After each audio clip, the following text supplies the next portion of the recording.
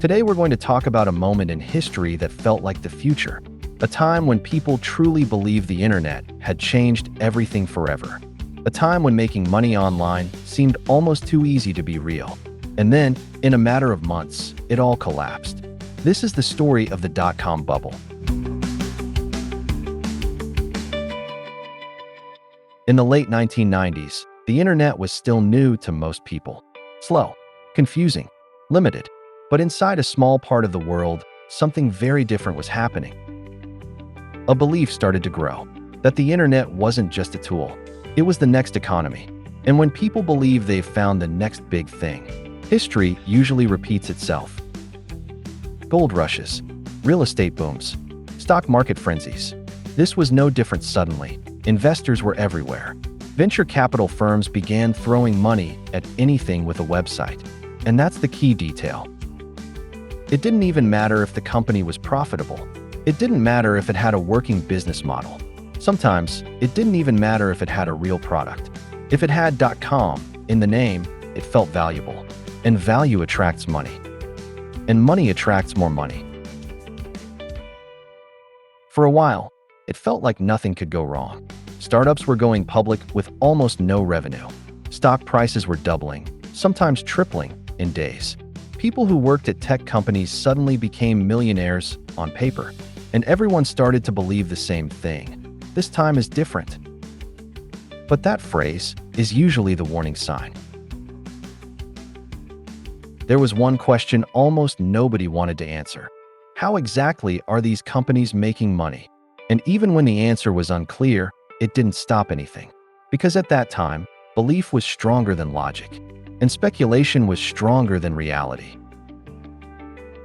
Some companies were built on ideas so weak, it almost sounds unreal today.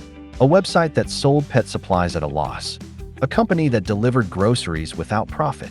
Platforms with millions of users, but no clear path to revenue. But none of that mattered. Because as long as money kept flowing in, the system kept growing. But bubbles don't explode suddenly. They crack first, quietly. At first, a few companies failed to raise more funding. Then a few IPOs didn't perform as expected. Then investors started asking harder questions. And slowly, confidence began to fade.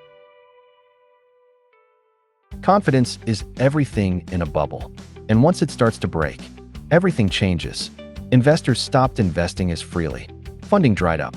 Companies that were burning money started running out of time. And the same system that once rewarded growth at any cost now punished it instantly. Then it happened. Fast.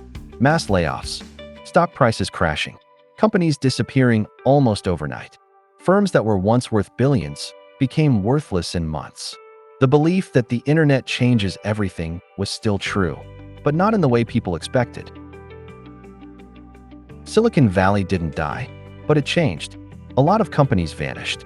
A lot of money disappeared. And a lot of people learned a very expensive lesson. Growth without profit is not a strategy. It's a delay. But not everything collapsed. Some companies survived because they had something most others didn't: real value. Amazon struggled but adapted. Google focused on search and monetization. And slowly, a new version of the internet began to emerge. Stronger, more realistic, more grounded. The dot-com bubble wasn't just a financial crash. It was a lesson about hype, about belief, and about what happens when excitement grows faster than reality. Because in the end, every bubble tells the same story. What rises too fast usually falls just as fast.